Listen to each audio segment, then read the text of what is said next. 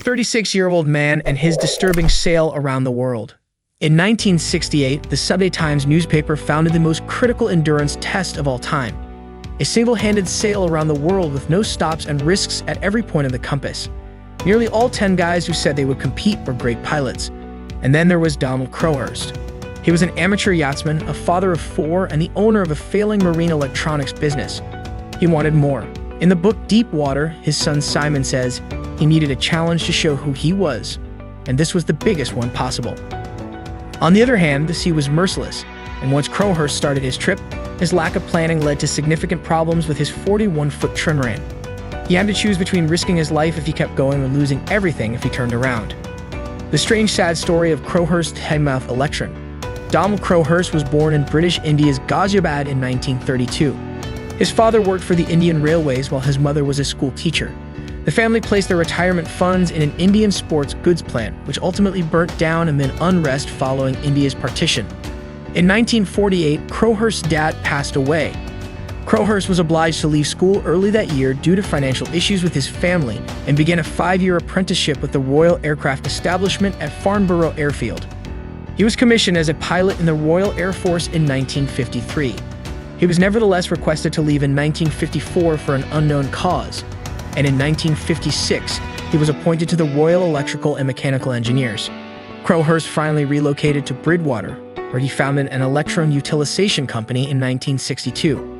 Crowhurst had left the Army the previous year due to a disciplinary issue and was discharged. He was chosen to serve on the Bridgewater Borough Council and was a member of the Liberal Party. Donald Charles Alfred Crowhurst was a British investor and hobby sailor who went missing while taking part in the Sunday Times Golden Globe race, a round-the-world yacht race for one person that took place in 1968 and 1969. His boat, the Teignmouth Electron, started taking on the water soon after the race began. Crowhurst quit the race secretly while giving the wrong places to make it look like he had completed his circumnavigation when he hadn't. The fact that his ship's logbooks were found after he went missing suggests that he may have killed himself because of worry and how it affected his mind. Teignmouth Electron, the boat Crowhurst built for the trip, was a modified 40-foot, 12 meters, trimaran created by a Californian named Arthur Piver. At the time, this type of boat had never been on a long trip. Trimarans can travel much faster than yachts with only one hull. Still, early versions, especially if overloaded, could be made longer and had difficulty floating close to the wind. Many boaters like trimarans because they are stable. Still, if they flip over, for example, because of a rogue wave, it is almost impossible to right them. But teams have lived in boats that were upside down for months and still made it out alive. According to his logs, he only gave himself a 50/50th chance of surviving the ocean, assuming he could finish some of the boat's safety features before hitting the dangerous Southern Ocean. Crowhurst had to decide whether to quit the race and face financial ruin and shame, or to keep going and almost certainly die in his boat that wasn't safe for the water. In November and December 1968, he made a big lie because he felt there was no way out of his position. He turned off his radio and planned to hang out in the South Atlantic for a few months while the other boats crossed the Southern Ocean. He would then change his navigation logs and sneak back in for the trip back to England. Since he left, Crowhurst had made his radio reports about where he was very vague. Starting on December 6, 1968, he kept giving unclear but false positions. Instead of going to the Southern Ocean, Crowhurst went erratically in the Southern Atlantic Ocean and stopped once in South America to fix his boat, which was against the rules. By early December, he was being cheered worldwide as the likely prize winner for the fastest circumnavigation based on his lies. But Francis Chichester has his worries about Crowhurst's growth behind closed doors.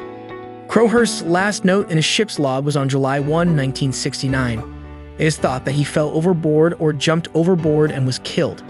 But you can't completely rule out the idea that he was in an accident and wanted to come back to keep writing his logbook. Crowhurst's fake locations would have been discovered if he had ended the race. He would have been seen as a fraud and could have lost all his money.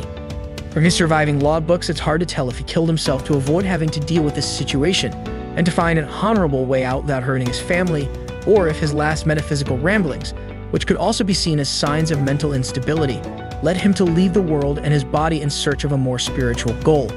Since the book came out in 1970, Crowhurst's journey has taken on a very different meaning. In 1970, Crowhurst was thought to be a liar who died sadly.